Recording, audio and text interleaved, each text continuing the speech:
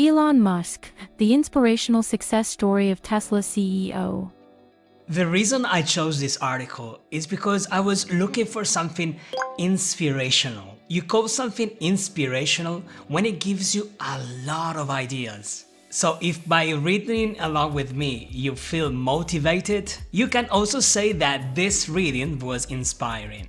Inspiring is something that makes you want to act, something that makes you want to step up. And this guy here has a lot to teach about that. Now, people are not actually inspired by the money he made, but by the level of success he achieved. And success is what you feel when you set a goal and then you go ahead and reach it. In fact, you don't need to gain a lot of money to feel successful. You only need to set a goal and then reach it.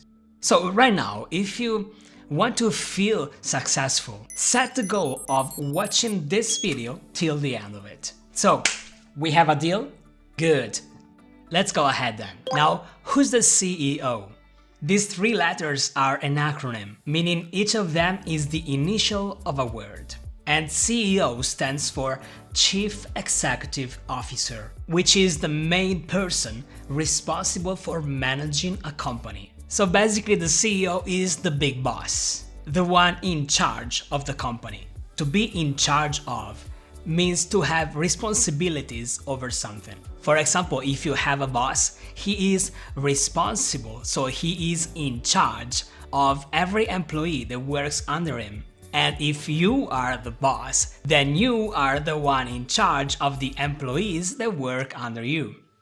Elon Musk is the billionaire entrepreneur and business magnate responsible for co-founding the cutting-edge companies PayPal, Tesla, and SpaceX, amongst others. Now this word is pretty hard.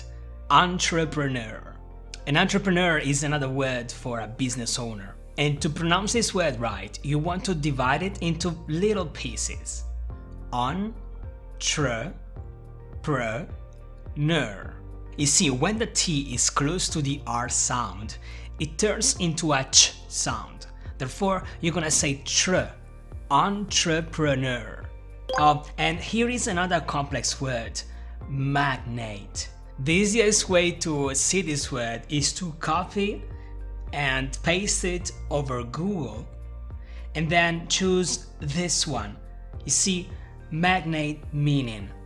And remember, my friend, when you're looking for the meaning of a word, just search for it in English. Don't go with your native language, as that will definitely slow down your learning progress, alright? So back to us. A magnate is an influential and wealthy businessman or businesswoman. Wealthy is somebody that has a lot of wealth, and wealth is a state. It describes when you feel good emotionally, mentally, physically, and economically. Then I agree with you if you say that wealth is a beautiful word. So wealthy is a person that has everything it needs to stay well, just like Elon Musk. But even Elon Musk, my friend, hasn't always been this wealthy. He too went through some pretty horrible time. But I don't want to spoil anything, so back to us. Over the years, he has been compared to the likes of Steve Jobs and Henry Ford, and even Iron Man, with actor Robert Downey Jr. allegedly modeling his portrayal of Tony Stark off of the SpaceX and Tesla CEO. So this means that Elon Musk was put at the same level of people like Steve Jobs, which is the person who revolutionized the computer industry, Henry Ford, which is the person who revolutionized the car industry, and even Iron Man, which is the guy who, well, made AI famous before it was actually the thing of the day. Anyway, what does allegedly mean?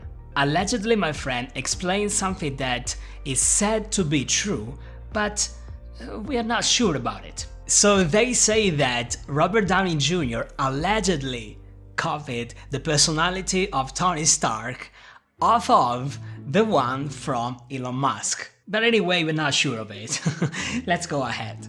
In September 2021, Musk became the third person ever to amass a fortune worth $200 billion. Worth is another word for valued. If something is worth 100 euros, for example, that's the value you give to that something. So here it says that the money Elon Musk amassed, which is another word for put together, is valued around $200 billion, which is a lot of money. Understandably so, Musk is the idol and inspiration of many business leaders and entrepreneurs around the globe. But how did Elon Musk become so successful? The inspirational success story of Elon Musk. Elon Musk was born in South Africa in the early 1970s to a mother who was a nutritionist and a father who was an engineer. Look at the way we are talking about dates here. We're saying 1970s, which is a way to talk about a period of 10 years. In this case, from 1970 to 1979. If you wanted, you could also remove the first two digits and only say the 70s. Also, when you say the early 70s, you mean to say the first years of that particular decade. So he was probably born, I guess, around 1972 or 1973. For example, I was born in the early 1980s, because I was actually born in 1984. When were you born? Were you born in the 80s too? Write your answer down here in the comments. It'll be a pleasure to get to know you a little better. Alright, back to us. A nutritionist is a job, and it's the person that helps others eat healthy foods. Healthy is something that is good for your health, something that makes you feel good. This is all healthy food, man. Salmon, avocado, broccoli, ginger, spinach, and this is grapefruit. Oh, I love grapefruit.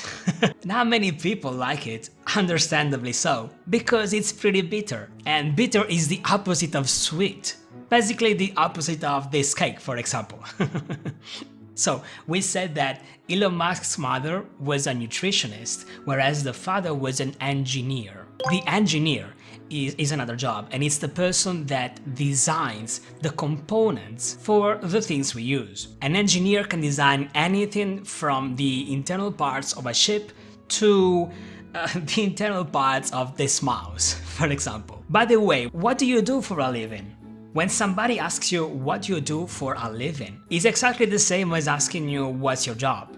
So many questions today, I know. So as you're also writing that, I'll let AI take over and read the next bit.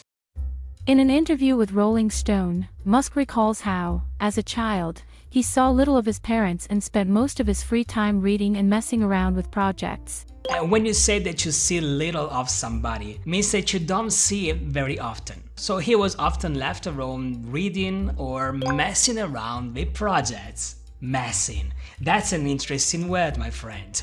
It comes from the action to mess.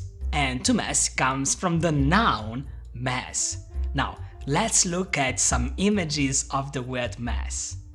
As you can see, mess is when nothing is in its own place. Have you ever made a mess? I did, yes, a lot of times too. When you mess around, means that you spend time relaxed, without a particular purpose. For example, when I was a child, I often messed around with the sand, making sandcastles and, well, just making a mess actually. Whereas Elon, as he was a child, he kept himself busy creating projects and experiments. I didn't really have a primary nanny or anything, Musk says. I just had a housekeeper who was there to make sure I didn't break anything. So basically there was nobody looking after him. To look after somebody or something basically means to take care of it, to make sure it doesn't break anything. For example, right now you're looking after your English skills. You're learning lots of vocabulary, pronunciation, and you're making your English grow. Good on you, my friend, well done. You're looking after the things you like. She wasn't, like, watching me. I was off making explosives and reading books and building rockets and doing things that could have gotten me killed. I'm shocked that I have all my fingers. He was doing seriously dangerous things.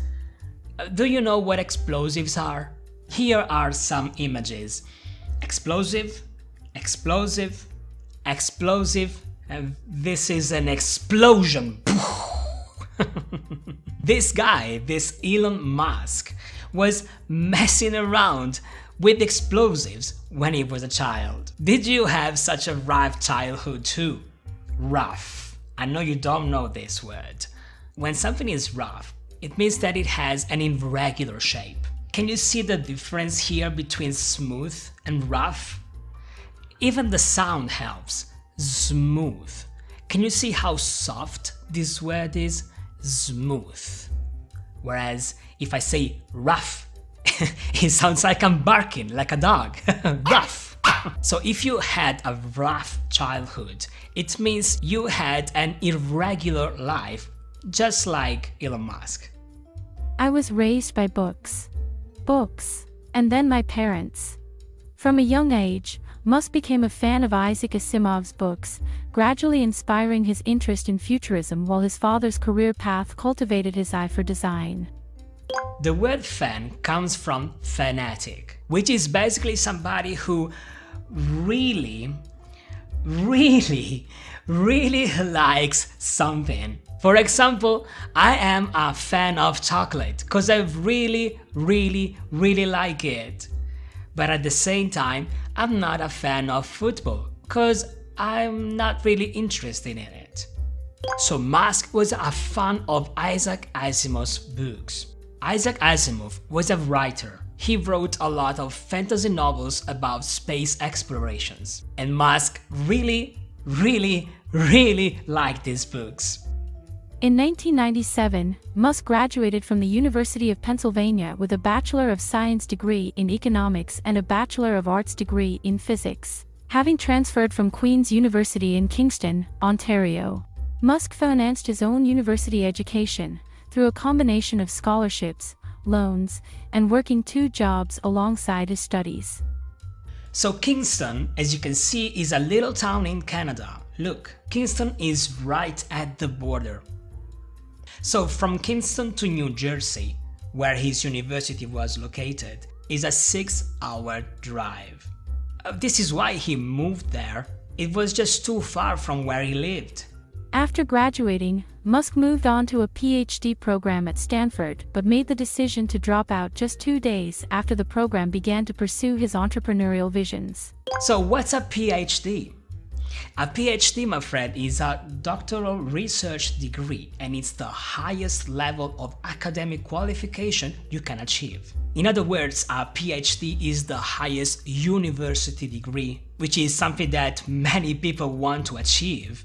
But apparently Musk wasn't really interested in it, because he dropped out after only 2 days. To drop means to abandon. So this means that basically he abandoned these studies in order to pursue his projects. Musk's first startup, Zip2. Zip2 was a company that provided online city guide software to newspapers, founded by Musk, his brother, and a friend. So basically he created a mapping software. Or in other words, he created his own version of Google Maps. Way before Google Maps actually existed. You know how Google Maps is useful nowadays, especially if you're in an area that you don't know. Imagine back then how useful this was for newspapers. Despite its eventual success, the company took time to get off the ground and, in the interim, Musk struggled financially. To understand to get off the ground, imagine a plane that leaves the ground to go sky high. This means that the company took a long time before it was actually profitable, before it was making any money. And in the interim, Musk struggled financially. In the interim means in the meanwhile. So we learned that he invented this mapping software, and in the meantime he struggled financially. What struggle? This image is pretty clear. To struggle is the emotion you feel if you really had to carry this big rock. You would really struggle a lot. So it was very hard for him to survive, to make a living. He found himself sleeping on the couch in their startup's office and had to shower and use the restroom facilities at his local YMCA. However, despite the lows of the Zip2 endeavor, the trio soon enough found angel investors who backed the company as well as clients in the city. The trio means 3 people, whereas angel investors are people that have enough money to invest in startups. So if they believe that the startup is good, they will gladly give money in return of some profits later on, when the business becomes actually profitable. So Elon Musk, his brother and his friend found some people who finally believed in their ideas and backed the company. Backed the company means protected, put the money necessary to protect the company from failure. Various big-name news publishing companies such as the New York Times and the Chicago Tribune saw promise in the startup and its useful city guide mapping software. Elon Musk's first-ever entrepreneurial venture sold for $307 million in 1999, earning him $22 million for his 7% share in the company when he was just 27 years old. So he sold the company for this much money, and his share was 7%. A share is the sum of time, money, and efforts you put into a business. So once they sold the business, his share was valued at $22 million. I know this part is difficult, but I hope you can appreciate the deeper meaning. For every idea, every dollar, and every minute spent into building a project, you will benefit the returns once the project is successful. This time you're spending watching this video is valuable time, and I thank you for spending time with me. The second venture, X.com. Following the success of Zip2, Musk went on to invest the bulk of his earnings into his next venture, financial services company X.com, which he founded alongside Harris Fricker, Ed Ho, and Christopher Payne in 1999. So what did he do with this $22 million? Did he spend them all in a house and a car? No way, man. He went on. To go on means to continue, and he continued investing in another company. When you say the bulk of it, means most of it. So he invested most of his money in another company.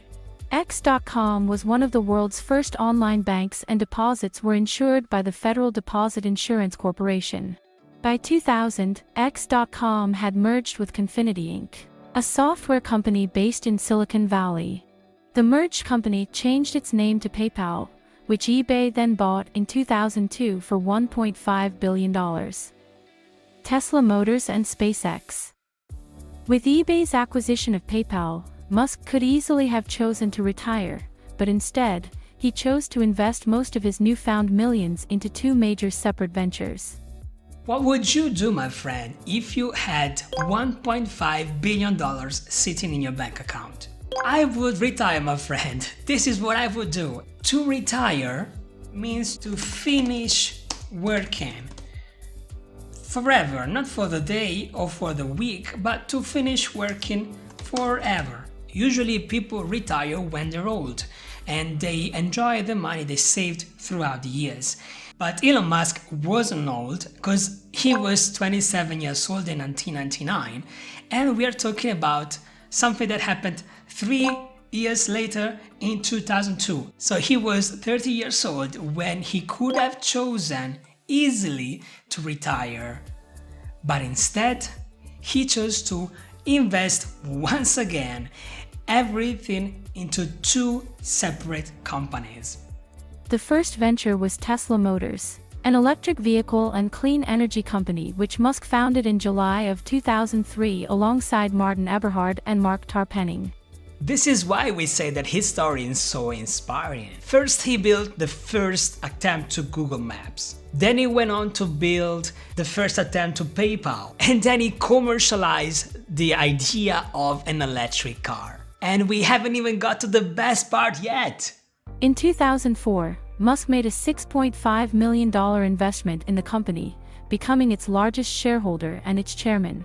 A shareholder is somebody that holds a share into a company. So basically he put up the most quantity of money, and for that reason he became chairman of that company. In 2008, Musk became Tesla's CEO and, the following year, the company began production of its first car model, the Roadster. Musk's second big venture in the early 2000s was aerospace company SpaceX, which he founded with the support of rocket engineer Tom Mueller. And if you wonder what's a rocket, well, let's see a few images of it together. Rocket. Images. This is a rocket, my friend. Just like he read in his books when he was a child, he wanted to leave Earth and explore space. And for that reason, he went on creating SpaceX. To do that, of course, he needed an engineer, somebody who could actually design a machine to go into space. This is why he involved Tom Mueller, which is a rocket engineer. Originally, SpaceX was headquartered in a warehouse in El Segundo, California. By 2005, the company had 160 employees, each having been personally interviewed and approved by Musk. The goal was to revolutionize space transportation, with the ultimate goal of making human life multiplanetary. To be multiplanetary means to be able to live in more than one planet. This is literally fantastic, my friend. You see, Elon Musk is so successful because he kept playing and messing around like he did when he was a child. I'm sure that he knows that he won't live long enough to actually see his vision achieved. Yet he keeps giving his best to build the foundations for such a gigantic goal. Despite a series of rocket launch failures between 2005 and 2009, in 2010, SpaceX became the first commercial company to ever send a spacecraft into orbit and return it safely to Earth.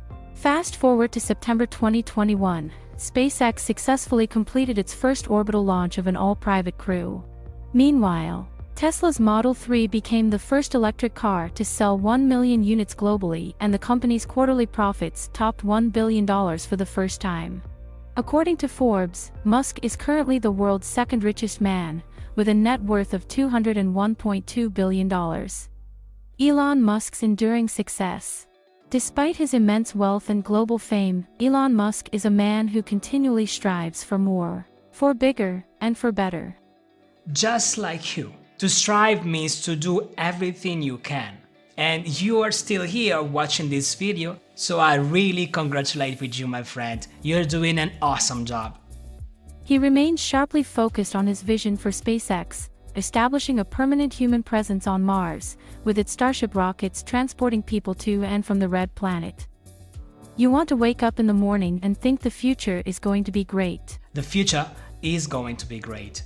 Your future is gonna be great. And this is my wish for you, my friend. So I really hope, my friend, today you learned a lot of very useful vocabulary. But if you want to learn to speak English naturally, like a native, you also need to use the right idioms at the right moment. And for this reason, I prepared this very useful video right here, where I share 5 very important idioms you can use at work, along with the right pronunciation and some practical exercises as well. So make sure to watch it straight away and to practice these idioms with me. I'll meet you there. Cheers!